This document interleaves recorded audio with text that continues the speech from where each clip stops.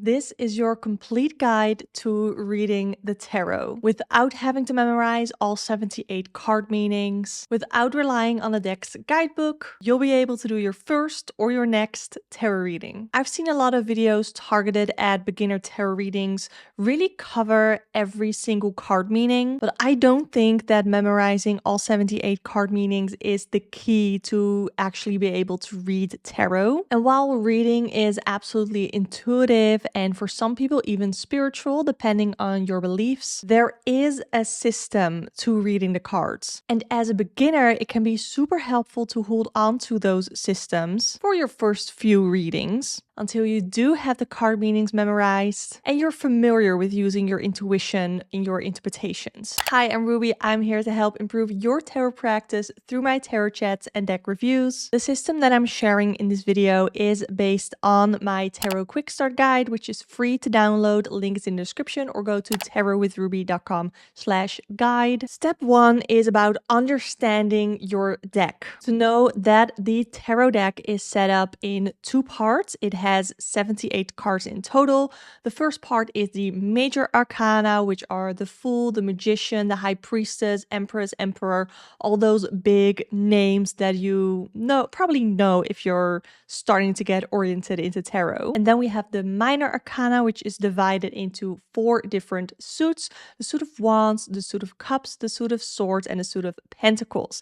And every suit has 14 cards, the ace through 10. So we have the Ace of Wands, the Ace of Swords, all of that. And then we also have court cards, which are the last 4 of every suit.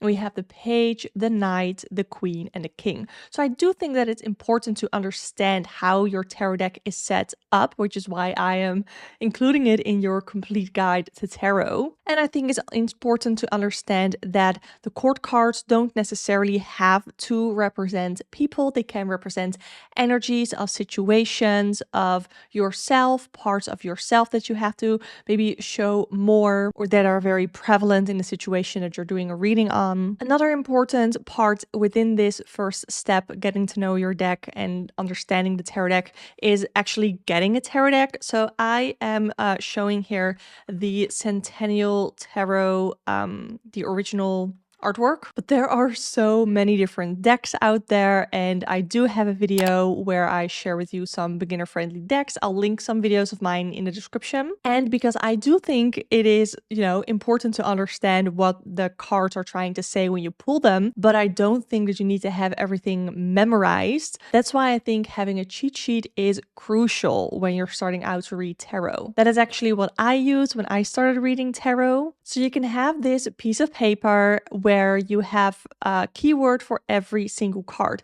That is also in my Tarot Quick Start Guide if you want to pick that up for free. So after step 1, you understand what your tarot deck, how it is set up, and you have a cheat sheet of all the card meanings. Then step 2 is about being really, really clear on what you're asking your deck when you're doing a reading. For me, my favorite way of doing a tarot reading, especially when I teach it to beginners, is to use a spread, preferably a very easy spread like a 2 or 3 card spread. And I do have some spreads in the Tarot Quick Start Guide. But another part of being very clear about what you ask is asking clear questions. So being very clear on what you ask and not just a vague thing, because if you're going to ask a vague question, you're going to get a vague answer. So really understand what it is, what question you want an answer on. And I highly, highly recommend to not ask a yes or no question. I do have a whole video on how to ask the right questions, which I'll link down below. Then comes step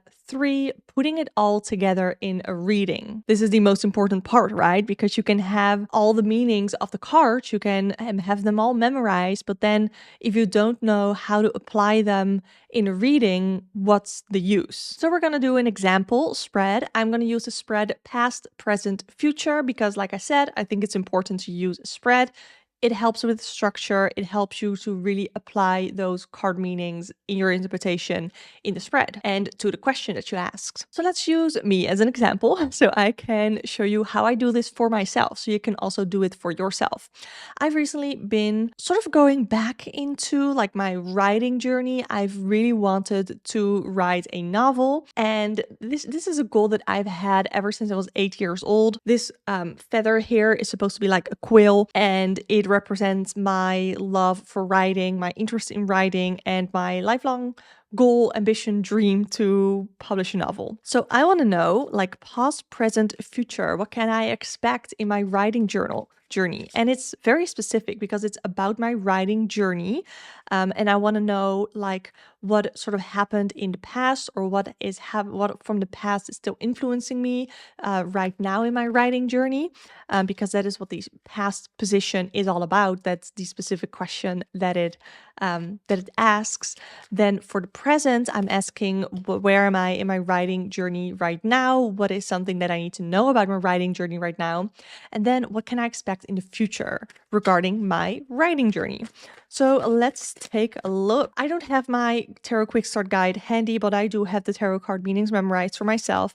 But for you yourself, you are going to want to grab your cheat sheet to interpret this. So for the past position, for my past is still influencing me today, it's the 10 of Pentacles. And for me right now, what I'm feeling with the 10 of Pentacles is like big dreams, big goals. It's the 10 of Pentacles. It's like a legacy, leaving behind a legacy. And it's all these huge dreams and this huge goal that I've set for myself to successfully publish a novel that finally getting me motivated again. And that is very much influencing me right now. The fact that I really want to publish a novel, to publish a book, and to write a story, to write again. And that is what is really motivating me right now. So that is how I interpreted the 10 of Pentacles in my past. Then for the present, we have the 3 of Cups. And the 3 of Cups to me is about a friendship of some sort, or at least like not being alone in it.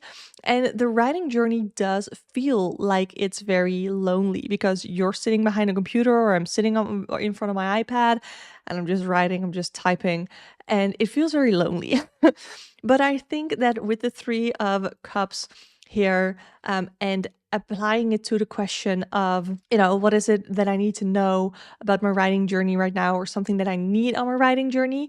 With the 3 of Cups, it tells me that I need more community. So I need to reach out to people more, I need to talk to more people, or surround myself with people who have a similar goal. Then for my future, what can I expect the future to look like? We have the 8 of Pentacles, and this is just routine, working. So it's not that it's not going to happen, but it's going to require a lot more of my focus and a lot more of my attention and a lot more of my work. And I really need to put it into a routine, getting my writing time into a routine so that I can do it more often, because I really have been slacking. And I mean, for right now, it's a hobby, but if I want to take it more seriously, then I gotta have it in a routine of some sort. I have to keep working on it. So that is how I would do a past, present, future type of reading. Of course, I did it very condensed for myself to show how I do it.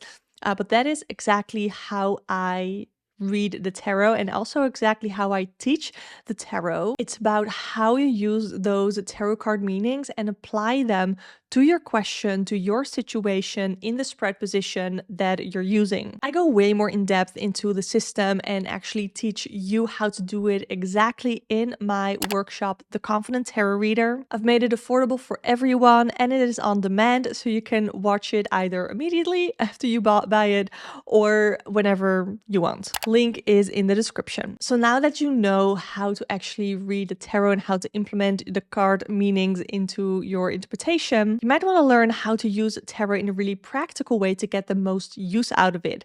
That I'll start with watching the video on the screen right now. Subscribe for more tarot chats and deck reviews.